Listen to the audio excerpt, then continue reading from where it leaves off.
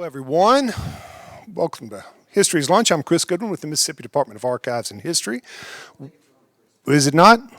Seems like it's on. Yeah, all right. Welcome to this week's History's Lunch program, which is sponsored by the John and Lucy Shackelford Charitable Fund of the Community Foundation for Mississippi. We're in our home, the Craig H. Nielsen Auditorium in the Museum of Mississippi History and Mississippi Civil Rights Museum. And since we are back in person for the first time in a while, I need to say, if you have not already done so, please silence your phones. Join us next week for History's Lunch when Judith Johnson will present the results of a survey we've done called Civil Rights Sites of the Mississippi Delta. Today, we are delighted to welcome Daniel Visé, the author of the new book, King of the Blues, The Rise and Reign of B.B. King. Maryland resident Daniel Visé earned a B.A. in philosophy from Wesleyan University and an M.A. in journalism from Northwestern University. His work at the Washington Post, Miami Herald, and other newspapers over a 23-year career earned Visé more than 24 awards and a share of a 2001 Team Pulitzer Prize. He is the author of 4 books: I Forgot to Remember, a memoir of amnesia written with Sue Meck; Andy and Don, The Making of a Friendship and a Classic American TV Show; The Comeback, Greg LeMond, the True King of American Cycling and a Legendary Tour de France; and King of the Blues. Help me welcome Daniel Visé. Thank you. Is this, yeah, this is on. I probably don't even need to be amplified. My voice is very loud. Well, thank you for coming. Is this the first live lunch in a while? Yeah, because it didn't bode well, because yesterday I ran into Jay Wiener at the bookstore, Lemuria, and we had a wonderful, very long conversation, during which I couldn't but note that he pointed out he wasn't going to come today because of, very legitimate concerns about, ongoing public health. So thank you guys for coming out. Really appreciate it. But he's a great guy. In fact, I'm hoping to talk to him more about the book in the future. So somebody first tell a story about meeting BB, because I bet a bunch of you did. Somebody. One of you was talking about going to see him in Indianola before the end. Okay, well, you can do it after if you want. I don't want to put anybody on the spot. I am from Chicago, and I grew up there, and probably have a good mix of musical experiences to do this kind of project, because the records I had in my, first 15 years of life were Beatle records and Rolling Stones records, and then I took it upon myself to get into kind of some of the guitar god canon, Cream and Jimi Hendrix and Pink Floyd and all of that, Led Zeppelin. But the actual shows I went to in my first 20-odd years of life were blues performers, because it was Chicago, and those were the people who were playing in the little clubs. I saw Otis Rush a number of times, Sun Seals. The first show I went to in a large venue was Albert Collins and Stevie Ray Vaughan, who wasn't yet very, very famous. So I had both sides of it, and I think even from that I kind of knew that those guys were where it all came from, right? That sound, that great guitar, the endless guitar solo, which I always had blasting in my room. I kind of sensed, even when I was young, that it was from those guys that it had come from Albert Collins and Otis Rush and Sun Seals, all of whom became active, I know now, around like 1960, which is well before the Becks and the Pages and the Claptons were making records and selling them in large numbers. So I got into book writing about 10 years ago. I'd spent 23 years in daily journalism, running around like crazy, writing thousands of articles, and the first book I did was Memoir of Amnesia. The second one, which might be of interest to some of you, is about the historic friendship between Andy Griffith and Don Knotts. For that book, I toured all over North Carolina and Southern Virginia, and was made to feel very, very welcome everywhere I went. And I kind of got over a little bit of jitters about writing a book about the South. I'm from Chicago, everybody just made me feel so good and so welcome. And also people were just very I think, pleased to have a writerly literary book about Andy Griffith and Don Knotts, and brought out a lot of readers. A lot of people read it. People are still reading it, still selling. It's my greatest hit. And so this is 2 books on, and I wanted to write about B.B. King because, well, you all know Louis Armstrong, right? I watched the Ken Burns documentary about jazz, and I knew Louis Armstrong was super famous, like maybe the most famous jazz person, but did I really know why? Why is he so famous?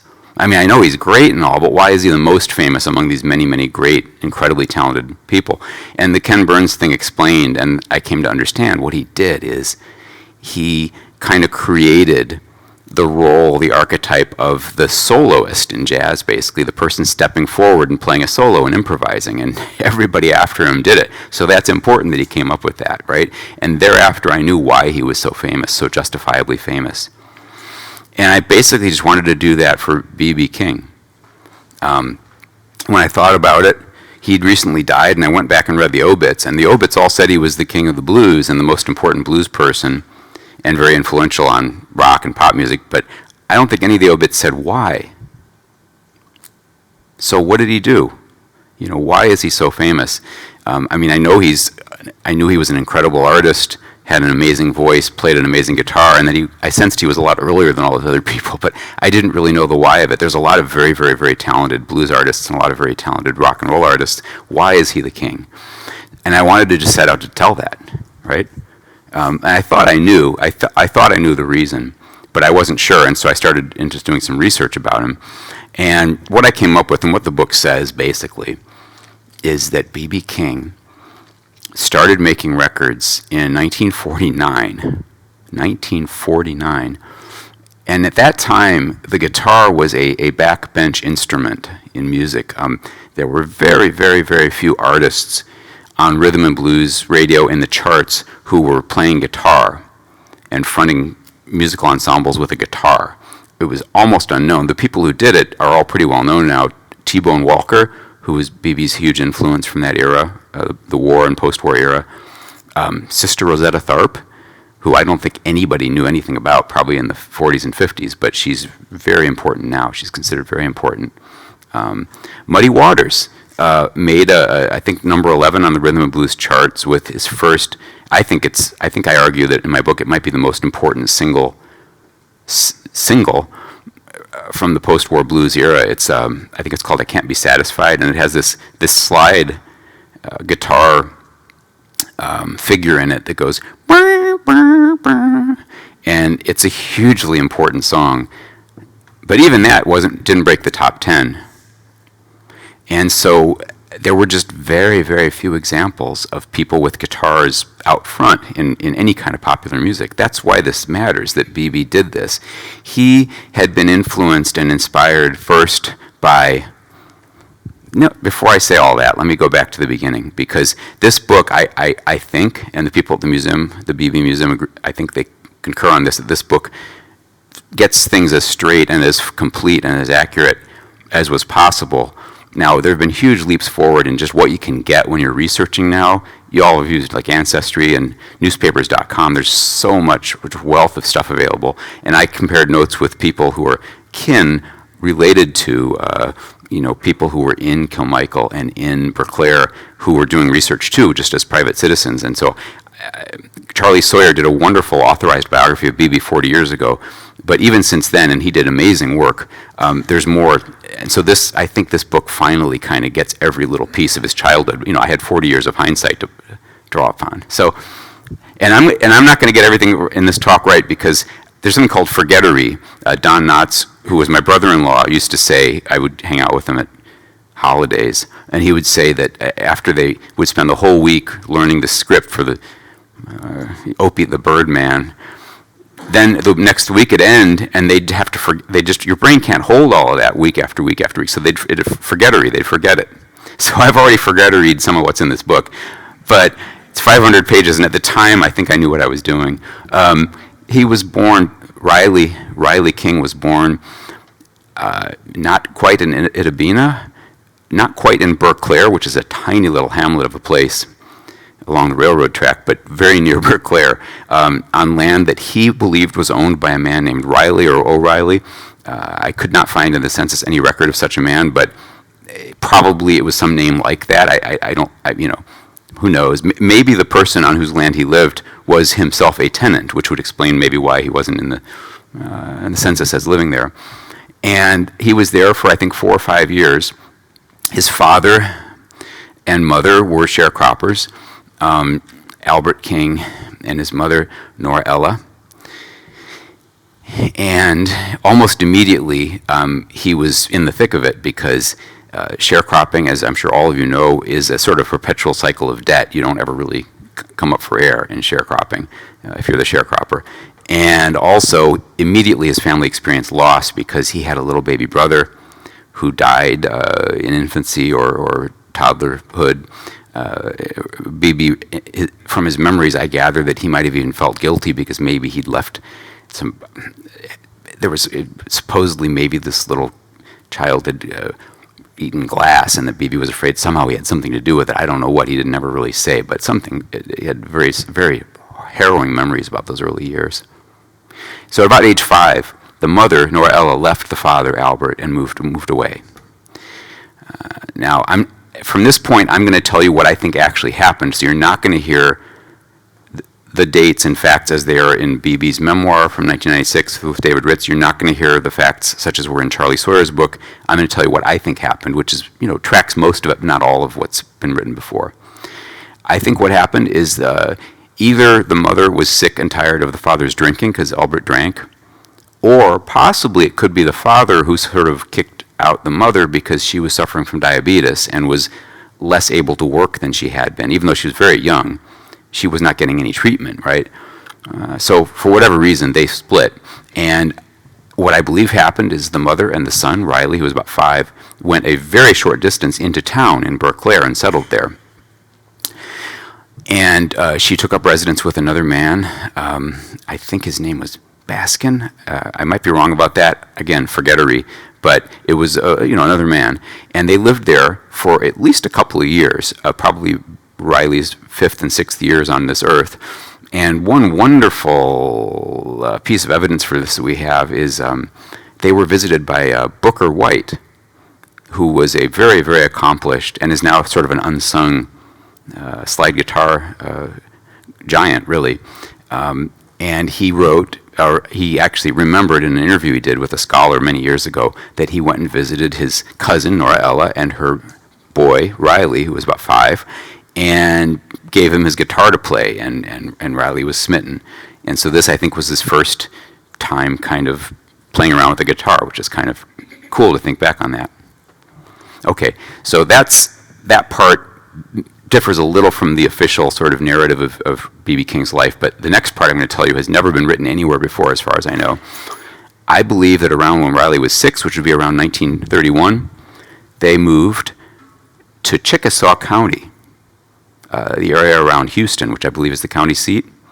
And the reason they did this is that was the cradle of B.B.'s mother's family. The family was based, that was where they were from. B.B.'s grandmother, I believe, had been born there. His great-grandparents had likewise been born there. And I think that probably Nora Ella and the man broke up, and she took Riley and moved to Chickasaw. And they lived in Chickasaw probably from sometime in 35 until maybe a year or two later. Don't know exactly when, but on the 1940 census, all of the kin, all of the people in that family reported that they had been living in Chickasaw County in 1935, including Riley. So I firmly believe that's where they were. Also, and I had to really establish this to the people at the museum because they'd never heard this before, but I think they agree with me now. People who were then surviving kin and members of the family said this when they were interviewed by the people who made the museum. They said, "Yep, he was, Nora Ella and Riley. They were in Berkeley, and then they went to Houston." And then they went to the Booth Place. The Booth Place is a farm in Kilmichael, and that was where they went next. And I think they were in Kilmichael probably by, the latter years of the 1930s, which would be when B.B. was 12, 13 years old, if I remember. Is that right? Yeah, yeah, 10, 11, 12, 13 years old. Forgettery, I'm sorry. And they took up residence in this, and I spent one full day of my life on these tracts of adjoining farmland, so I better understand now why there might have been some confusion about all this. There were two families that owned a lot of the land there, Cartledge and Henderson, and then there was a third family, Booth. And what I believe happened is that the members of Nora Ella's family, Beebe's family, Riley's family, were living, here and there in this sort of area that was actually south of Kilmichael, several miles south of it. And in Beebe's memoir, he remembers living with the Cartledges, but I think what actually happened, because Charlie Sawyer documented this, they were living with the Henderson family, and probably Beebe's mother and grandmother were probably working for the Cartledges, so they were involved with both of these families. So Beebe lived there, and much more sorrow was visited upon him. His mother died when Beebe was about 10, which would have been probably very shortly after they arrived in Kilmichael. The mother had been very sick, more and more sick, probably with diabetes, and she died in a settlement called French Camp, which is yet farther south from Kilmichael. And Riley's memory was that his mother was buried at a graveyard that you can still go visit. That's right where these Henderson and Cartledge farms were. Well, though Cartledges are still there, I've spent a day with Joclita Cartledge driving around. So Beebe then had been living. Well, he spent the latter years of the 1930s living in Kilmichael, and I believe he spent this time working on the Henderson farm. He mostly remembers this other family, the Cartledges, but we'll get to them later. And then about 1940, his grandmother dies, and the grandmother was basically the one he was living with, I think, during those years. It was a whole family, and there were uncles, and I think there was an aunt, but the grandmother was the one who was basically caring for him after his mother passed. So then he's now lost his brother, his mother, and his grandmother in turn, and he's long since separated from his father. I'm not sure that he even had seen his father in those years, so he felt like he was nobody in the world, right? He then is visited by his father. His father, I think, probably was alerted by surviving members of the family. Riley needs some help, so the father comes and takes him to Lexington, Mississippi, and he lives in Lexington for about a year. It doesn't work out. I interviewed his step siblings from that family. There was a whole other family that Albert had. So Beebe felt like he was kind of like the odd kid out, right? And he stayed there for a year. It didn't really mesh with his stepmother. And then he just fled one day and rode a bicycle all the way back to Kilmichael, which is a pretty long way. And I bet it was a fixed gear bicycle, so it must have been pretty rough. It's hill country, right? Or it's near there. Hilly, anyway. So he winds up back in Kilmichael. And this is where he really finds, I think, some of the first, something close to happiness in his life, because then he takes up residence with this Cartledge family, and in Riley's own recollection, the Cartledge family treated him pretty well. Again, this is still the sharecropping era, so everything I'm saying you have to consider the times we're in here. But he lived on a sort of an outbuilding on the Cartledge farm. He joined the Cartledge family at their meals at the dinner table, which Alan Hammonds, who largely designed the museum, the Beebe Museum, says that this would have been very unusual at that time for a black sharecropper to be pretty much almost like an honorary son in the family. Played with their child, Wayne Cartledge, who was several years younger, babysat him, cared for him, looked after him, but they also just played together. And Wayne, the younger white son of the Cartledge family, had nothing but very fond memories of Beebe, of Riley in later years. So, and if you read Beebe's memoir, he sounds like he was quite content for this span of a year or two when he was living with the Cartledge family. He thought the mom, Zelma, probably was the person he actually saw most of the day, because the dad was probably away grading highways and things like that, and that they were just a lovely family by his account. So he I guess was, in a sense, for a sharecropper, he was lucky that he was in a situation where he earned some real money helping out around the house. $15 every 2 weeks or something. It was decent wages.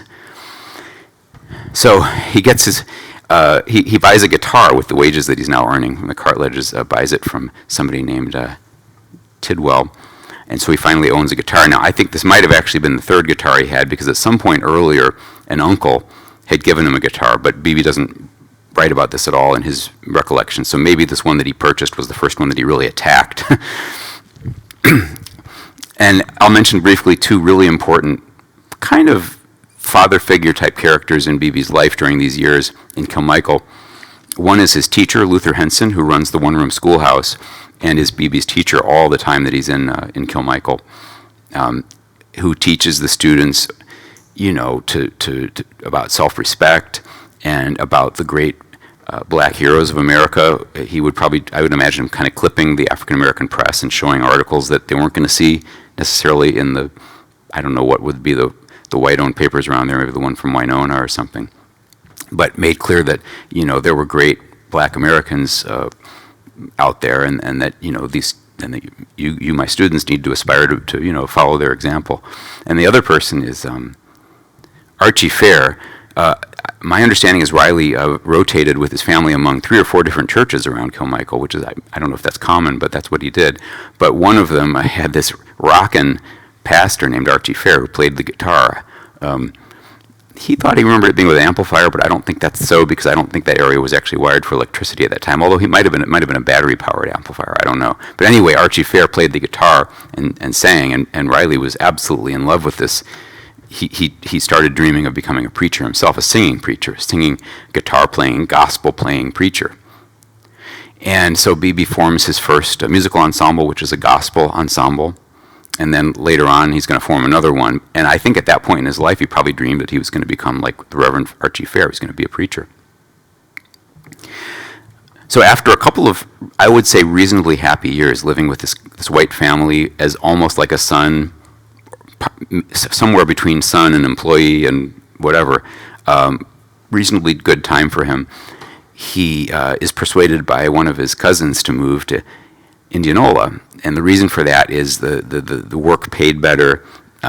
Most of this mom's family had relocated there, so it was yet another move. And so he moves to Indianola, I think in 43, which would have been when he was about 17 maybe, if I remember correctly.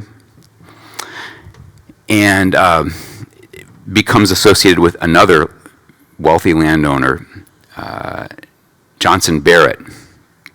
Now, Riley also recalls Johnson Barrett with fondness as a fair man.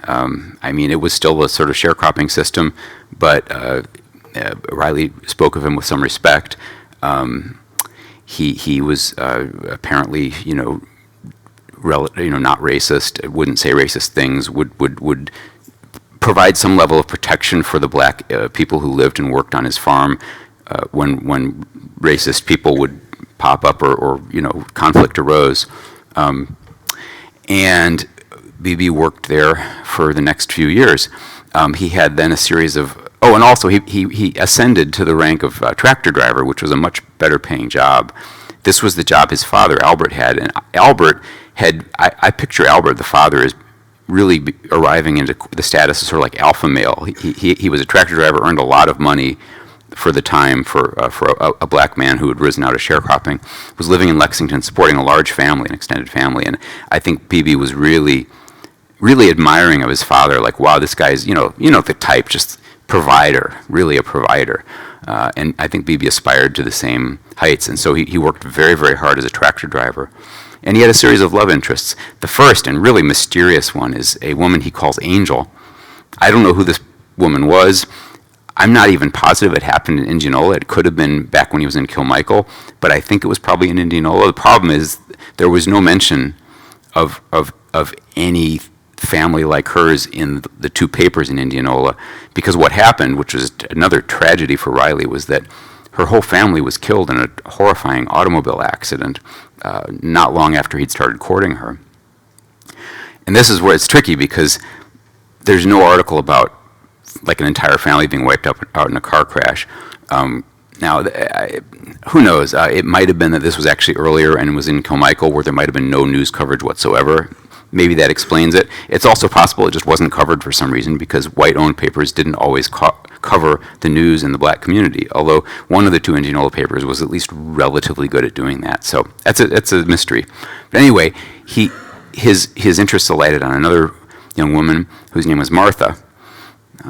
And Martha, he courted her.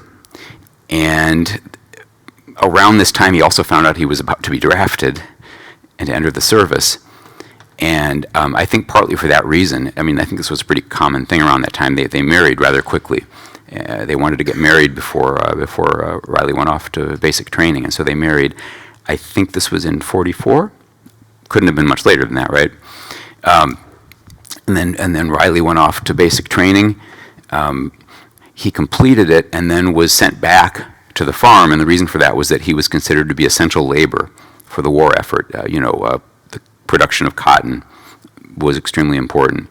So he was exempted from military service. He felt very bitter about this later on because I don't know the ins and outs of this, but I guess if he'd actually gone on and served, he would have then been eligible for all the military benefits, which he never got, and he felt very bad about that. He could have used, those benefits, for example, to get a college education, which was probably his biggest regret in late life, that he hadn't gotten a full education. So he came back to Indianola, back to his tractor job, and I picture him at this point feeling more and more frustrated. I think he burned with ambition. He still had he had a new gospel combo, the famous forgettery, St. John Singers, and they were traveling all around probably a 50-mile radius, playing churches, playing different events, and by this time Riley was a pretty good guitar player, and I picture it as being a little unusual for a gospel combo to have a guy banging away at a guitar, because a lot of people didn't like the guitar, considered it to be related to the old Delta blues men and kind of a little bit sinister. And so they would actually, get booted from some gigs because he had the guitar. But they were apparently very good. They went on the radio in Greenwood at WGRM a number of times and sang on the radio. I think Riley was the lead, probably tenor. He had a tenor voice, I think, at that age. Later on, it kind of drops into more of a baritone. So they were finding some considerable success, and Riley wanted to go off on the road, like the Soul Stirrers, and become big. But nobody else wanted to. They all had families, jobs, encumbrances. I'm guessing that Riley was just about the best paid of the group, along with his cousin, who also was a tractor driver. The others just balked and didn't want to do it. So Riley became very, very frustrated at this point. He's got titanic ambitions. So one day, tragic fate intervenes. He's parking his tractor and he breaks off the top part of it. What is it called? The exhaust tube or something. Horrifying accident because it bucked after he turned it off, and then he's terrified because he does not want to be have to face Johnson Barrett after this $500 accident that he's had. So he sort of avails himself of this opportunity, grabs a little bit of money from their cabin and just splits and heads to Memphis. And at this point, I would draw a comparison actually to my earlier book, because Memphis, I think, to Riley was as big as he could dream, right? Memphis, it's this huge provincial capital of the blues, and it's not that there's really that much in common between him and Andy Griffith or Don Knotts, but both of them, their first exodus was to the only big city they each knew. Andy was from Mount Airy, North Carolina, and his first big break was going to Raleigh, because Raleigh was as big as he could dream, really. And Don, who was in Morgantown, West Virginia, went to Pittsburgh, which was as big as he could probably conceive. And it's just interesting that there are these parallels, probably with a lot of famous people. So BB goes to Memphis, and here's another parallel, is in all three of those cases, they got their hats sort of handed to them and had to leave again.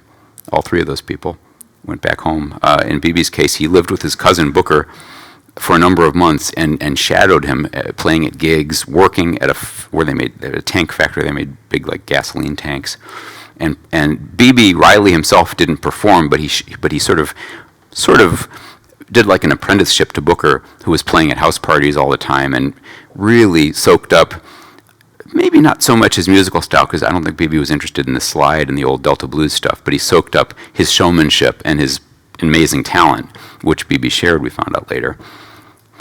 And then after a while, after a spell of several months, he went back. He went back to Indianola, back to his wife, who was probably, where are you? And back to his employer, Johnson Barrett, apologized, set up and he spent actually the next 2 years, because he had to repay the $500, which was not an easy thing for him to do. So the next 2 years of his life are kind of blank, because he had to repay all this money.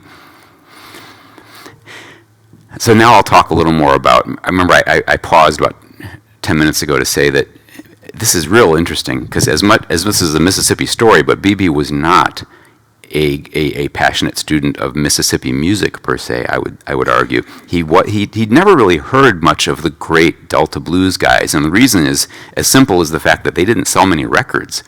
I'm guessing that if you're Riley King in Indianola in the 1940s, there's no way for you to hear Robert Johnson or Son House or Skip James, because they barely sold any records, and none of those things were being played on like the rhythm and blues radio. None of the stuff was on the charts. What Bibi actually heard was on the records in his Aunt Mima's house. She was like the hip aunt, and had records by Blind Lemon Jefferson, who I think was the first great country blues man, who was very, very popular because it was before the crash. He was in the late 20s. He sold tons and tons of records and made an enormous impression on Bibi. And then the one Delta blues man who did make an impression was Charlie Patton, because he too, I believe, started recording before the stock market crash. And so for a while, Charlie Patton sold a whole bunch of records. So Bibi definitely heard his stuff. But I think Blind Lemon, who was from Texas, was the bigger influence. And then Bibi heard some subsequent music that was very, very much not from this lineage of folk blues, country blues. He heard Lonnie Johnson, the great jazz and blues guitarist who played very sophisticated, music. He had been, I think he played the violin, and so Lonnie Johnson had figured out, maybe the first prominent musician to figure out, that he could do the single string solo on a guitar, which nobody had really done by the mid-1920s. And Bibi loved his very, very smooth, very refined treatment of jazz and blues songs. And Bibi's ears were drawn likewise to Charlie Christian, who was, I believe, the first prominent jazz guitarist to put the guitar front and center as a solo instrument, availing himself of the archetype that Louis Armstrong had created. And Bibi was likewise very influenced by T-Bone Walker, who emerged in the 40s and was, I think, one of the very first guitar guys who was fronting a big band that played music that made hits on the rhythm and blues charts. Because as I said, the guitar was not prominent at all. And none of those people, let me hasten to add, none of them were from Mississippi. So very interesting. So Bibi's tastes were, I guess, Catholic with a small c. He embraced a lot of different musical flavors from a lot of different genres. He was into country music. First songs he learned to play were like "Walking the Floor Over You." He at one point plays that to a little boy on the farm in Kilmichael. So he had really, really broad interests, and he spends these 2 years paying back his boss, and then he stages another pilgrimage to Memphis. And by this time, I picture him as having played hundreds, if not thousands, of hours, practice on his guitar. Much better musician by that time. So he goes back to Memphis. I believe he arrived probably around maybe March of '49, because his name appears in print in the Memphis Commercial Appeal for the first time in April of that year. And that's another thing that I was able to establish in the book. By his account, he showed up, hitchhiked, and then on a grocery truck, and then the very next morning sets out and goes to this KWEM station in West Memphis in Arkansas, and basically talks his way onto Sonny Boy Williamson's show. Sonny Boy apparently was this big, imposing guy, but I think they'd met each other, and I'm not sure if I can remember why, but there was some level of familiarity between the two artists. So Sonny Boy took him seriously, and I think he auditioned him on the spot and said, "Okay, well, we'll put you on and see what the listeners think." And the listeners liked what Bibi played. He would have been playing unamplified blues. I think he might have played it might have been a Louis Jordan song. The thing is, already the stuff he was playing was not Delta blues, but he was playing in that style with a solo acoustic guitar, and apparently he went over great. And then he parlayed that immediately into a gig at a club in West Memphis. And Miss Annie, the proprietor, said the only caveat is you've got to get yourself on the radio somewhere to promote yourself and promote my club. So then the next day, by Riley's account, he goes into downtown Memphis. Well, actually, this is a ways from downtown Memphis, but he goes into Memphis and goes to WDIA, which was the first radio station, I think, in the country with all black talent. And again, he talks himself basically on the air. And I believe that in that very first meeting, the very first time he shows up at WDIA, the manager, a guy named Bert Ferguson, decides to call him BB. This is another thing where the official story that circulated for many years has him, I think, initially being called the blues boy, that singing blues boy king, and then it was shortened. But I don't think that's so. I think that from the very first day that the manager decided to call him BB just because it had a good ring to it. And so BB King goes on the air on or about the beginning of April of 1949, and within 2 months he makes his first recordings for the Bullet label with 2 T's out of Nashville. And in a matter of months, he goes from kind of playing a little bit on the air every day to where he's a DJ. He develops this amazing presence as a DJ, becomes very popular. And by 51, he's making these increasingly sophisticated, accomplished, virtuosic singles for Sam Phillips, and then for the Bihari Brothers, who are a little less well-known than the Chess Brothers, but the Bihari Brothers operated out of Los Angeles. And if you listen to his early singles, really from very near the beginning, you can tell he's gotten to be a very, very good guitarist. And it's in these very early days, 1950, that he breaks out this sound, this vibrato. I argue in the book that he developed it probably in 49, right after his arrival in Memphis, and this is his contribution, is that he took this sort of solo guitar work that these great people like T-Bone Walker had developed, and he took it to a sort of next step by imbuing it with the qualities of a human voice. I don't know how else to say it. It was like an extension of his voice. He would sing, and then Lucille would sing. And she was called Lucille from the beginning, although Lucille, the name, doesn't appear in print until 1967. Can you believe that? It was an internal, in-house thing. This is Lucille, but I don't think he ever told anybody. It's kind of weird. But and that was his contribution. And so I'm going to finish in a few minutes.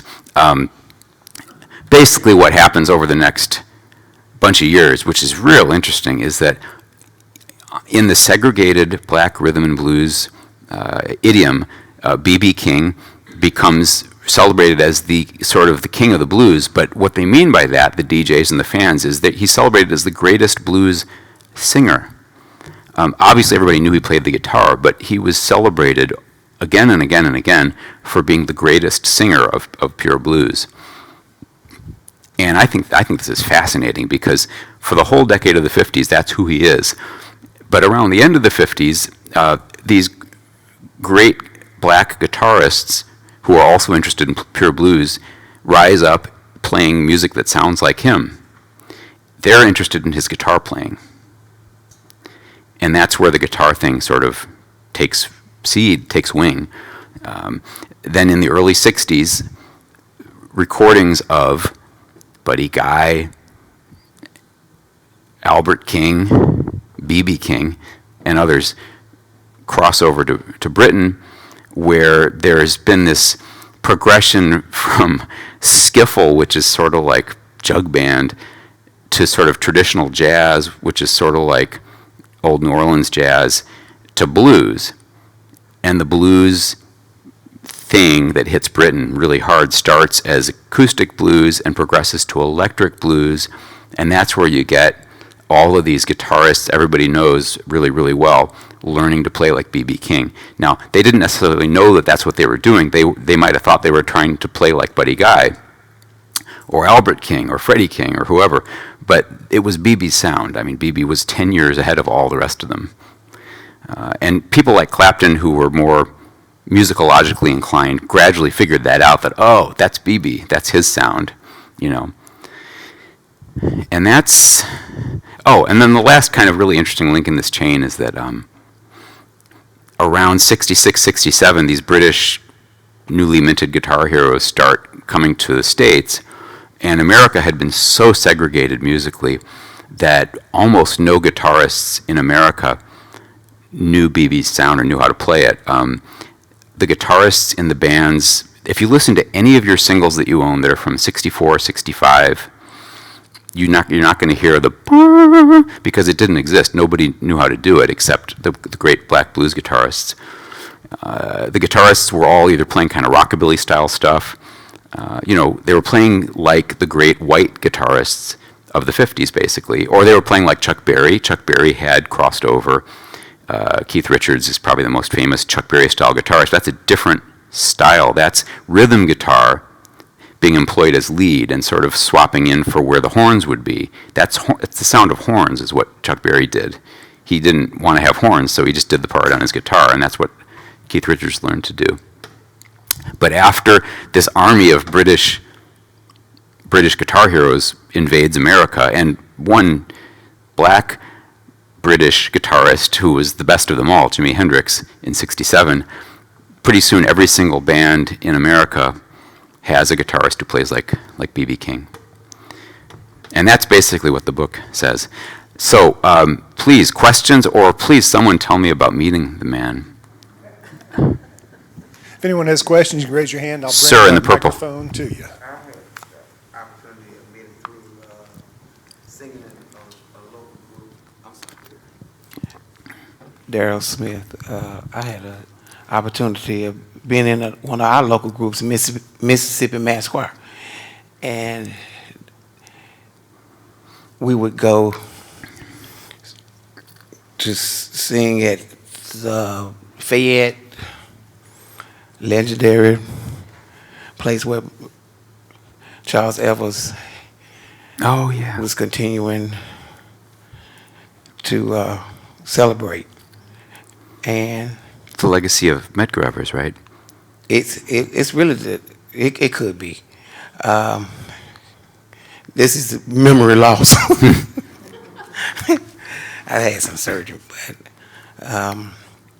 the experience during that time, meeting him through that time was one of a king.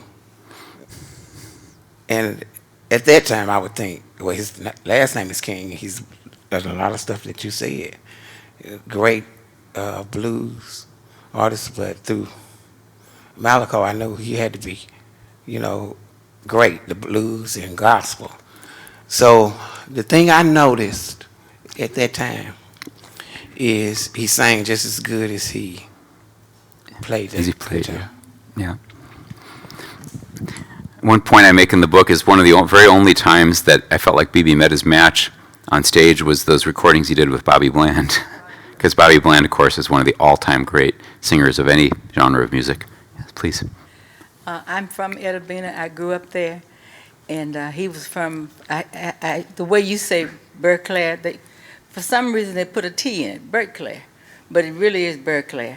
But I've been there to where he drove tractors, and I actually got a chance to meet him. And I was just in awe. I couldn't, I was just going, hi. Hi, how are you? And I've been to his museum 3 times. That's a great museum. If any of you, I don't think it's likely any of you haven't seen it, but if you haven't, please go. It's a wonderful, wonderful museum. I never really met B.B. King, but during the late 60s, there were 2 ballrooms in San Francisco. There was the Fillmore and there was the Avalon. I probably spent every Friday and Saturday night at the Avalon. And he played there. And a lot of times when it would be getting a little late, they'd all play there. You'd have the Grateful Dead and the Quicksilver Messenger Service and B.B. King and people like that, and they'd all get up and play together. So I did sort of see him in that kind of a situation. And he was there, not all the time, but fairly often. The sort of, if you think of the book with sort of having a narrative arc, like we all learned in high school English class, the sort of payoff of my book, the sort of climactic moment of it is when BB goes on stage at the Fillmore in February of 1967. It's not the very first, but just about the first time he's played for an audience of predominantly white people. And this is the payoff of all of this buildup of all these guitarists in Britain coming over and spreading the gospel of B.B. King, and all of these guitarists in America learning to play like him, and all of these patrons, record buyers, learning his sound. And so he arrives and is given a hero's welcome, a long, raucous standing ovation. And Steve Miller is there that night. He's one of the very few American guitarists who learned to play kind of like B.B. And Carlos Santana was in the audience. He hadn't made a name for himself yet, but he certainly took very careful note of B.B.'s performance that night. One of the early times I saw B.B. was at a little club in Flora. It was Thanksgiving 1971, and I've been back up there, and I can't find the club, but I'm sure I was there. And I have several great, I actually saw Bobby Blue Bland there too, but during the concert, some rather inebriated fella came stumbling up the aisle, or it wasn't the aisle, but anyhow, with a note which was apparently a song request, and maybe a $20, some monetary amount, and B.B. Cook took the note and gave him the money back, and I just thought that was kind of cool. There's a great little scene I don't remember if I put it in the book or not, but where somebody asks B.B. for an autograph, and he says, "Okay, but can you give me a pen?" And the guy hands him a $10 bill. Not a 10, a pen. He certainly wasn't going to ask anybody for money for an autograph. I grew up in the era in Jackson when all these great musicians used to come play at the National Guard Armory. Many, many, many, many of them. B.B. was one of them. Ike and Tina Turner, a lot more. But B.B. was one of them. I think I remember it. Well, and please, more questions, more comments. I was married to a guitar. Well, actually, I've been married to 2 guitars, but I've got this thing about guitar players. But the one who died last August, the most previous husband, when he was learning to play in the 60s, he emulated Hendrix and, B.B. King and several of them. But the white bands that he was playing with, they were like, "Man, you have got it. You have got it. You sound black." And they were just proud to have him. I mean, they just couldn't believe, how he had mastered that sound. And people would come in, they'd hear him like at, the fair or wherever they were performing, and they were like, "We thought this was a black band in here." And he just was so proud of himself for actually mastering that art. But his daddy, reamed him out a couple of times for, "Why don't you stick with the white boys?" But he said, "Well, the black guys have got the most talent. Yeah, that's who I want to sound like." So.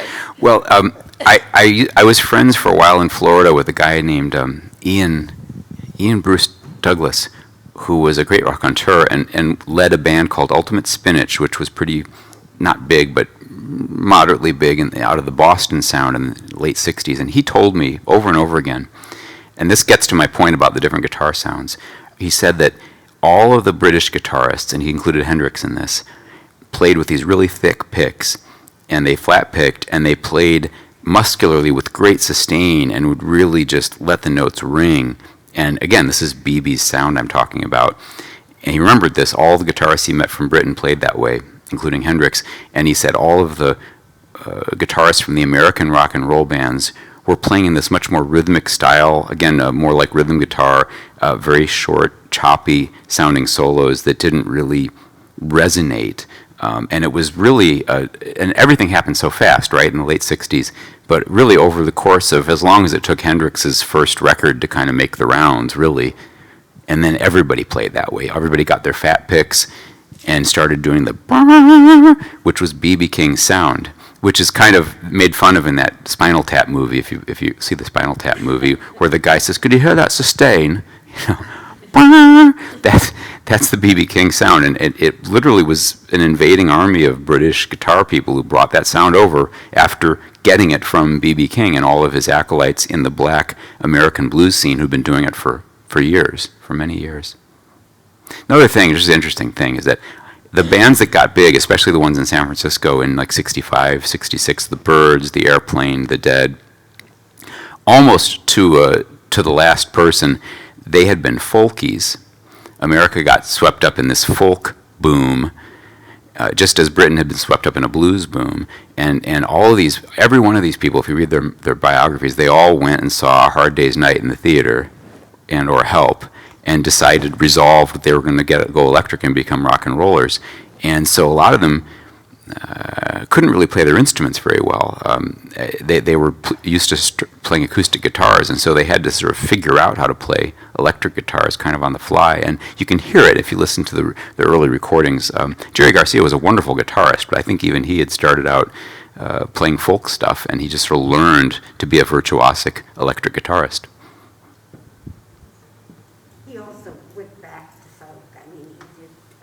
He could do everything, couldn't he? Slide and acoustic stuff. That Acoustic Dead album's wonderful. I don't remember which one that is. It's got a kind of textured cover. I'm going to walk back here and get another question for you, but would you say a few words? I know B.B. King was not really publicly involved in the civil rights movement in the way that some other artists were, but he knew and admired Medgar Evers, and Charles Evers had a relationship. You say a little bit about that? And Charles Evers just died very recently, didn't he? He was about 100. Yes. Yeah, this was hard for me to get for the book, and I probably didn't get as much as I realize in hindsight I should have just banged on the doors of every single living icon of the civil rights movement, and eventually somebody would have given me the scoop on this. B.B. was involved in the movement, capital M, but very much behind the scenes. I never found, I had this many articles on him, I never found a single mention of him playing at a civil rights fundraiser, but he did this all the time. It was very private, very much behind the scenes.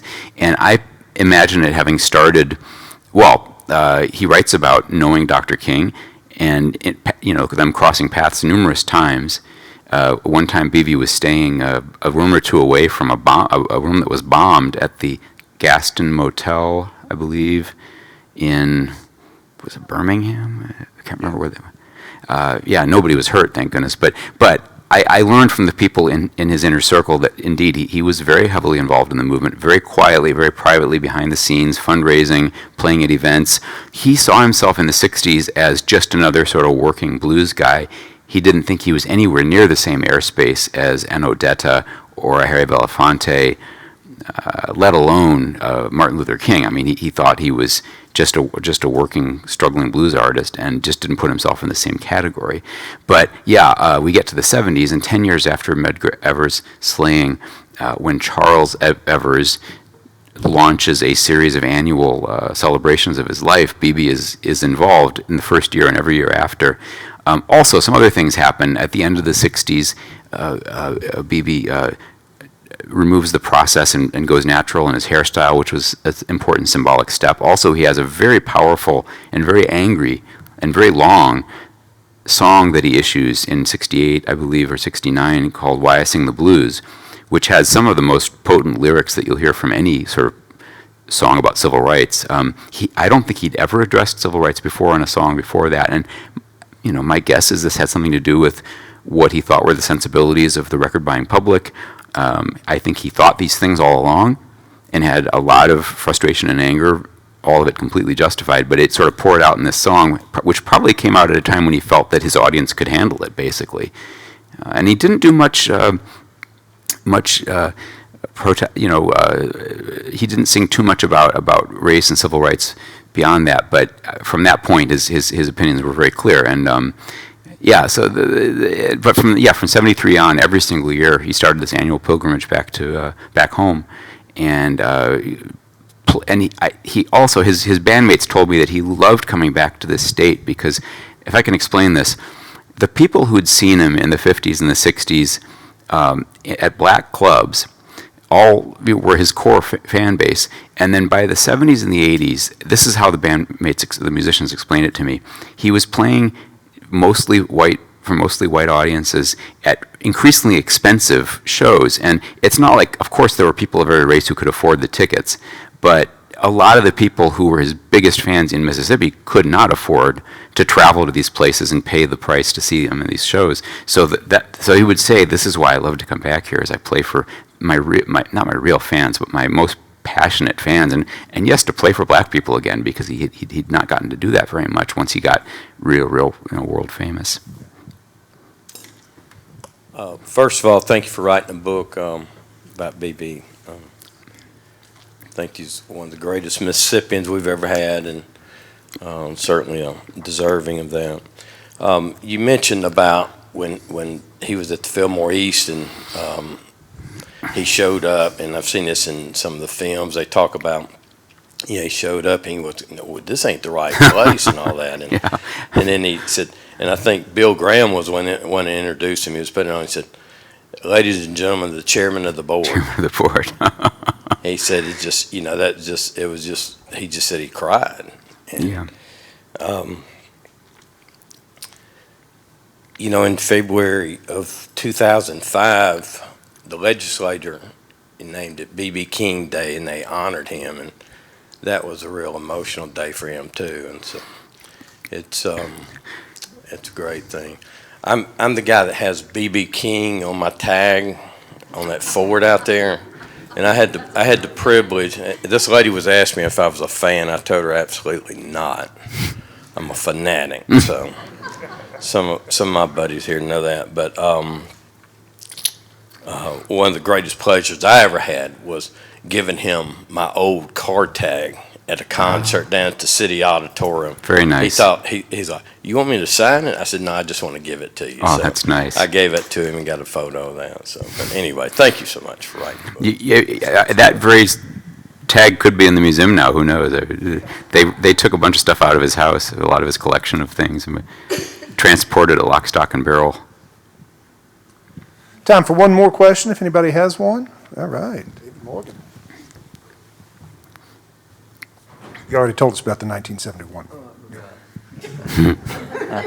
I don't mean to be double dipping. It's really a question. It's B.B. King, King of the Blues. If anybody knows one name in the blues, it's B.B. King. And then you alluded to, by the 70s, he's playing for mostly white audiences. And then, well, I guess my question is for the African Americans here. And this crowd here is 90% white folks. What's the deal?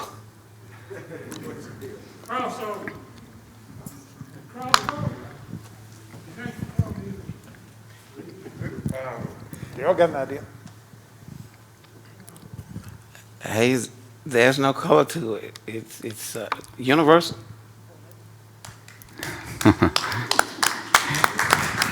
Well, I want to mention the book. I try to make a case that he's the king of the blues, but I would say he's even bigger than the blues. I think he's in the airspace of Ellington and Miles and Sinatra and people like that who sort of transcend the musical genre that they came out of. That's why when I read all these obits, when he died, like, well, yeah, he's the king of the blues, but I felt like he's even more than that, Like, he put the guitar front and center in popular music for like almost half a century, and I think that's a very significant accomplishment and goes beyond the blues, That's how big I think he is. I have one announcement that is really late breaking. It was so late breaking, I had to scratch it off of my earlier one. But I'm really excited that this program has made. I want to invite you all to be back here Tuesday of next week at noon. That's on October 19th. And in conjunction with the free Unresolved exhibit, which is upstairs, if you haven't seen that yet, take a look at it. We'll have investigative reporter Jerry Mitchell in conversation with Margaret Burnham, who is the director of the Northeastern University School of Law's Civil Rights and Restorative Justice Project. And that program will also stream live on the Civil Rights Museum's Facebook page. But next Tuesday, October 19th at noon here, should be really good. As was today, thank you, Daniel de Visé, for being with us. We have copies of the fine book for sale over here. He'll be glad to sign your name on it.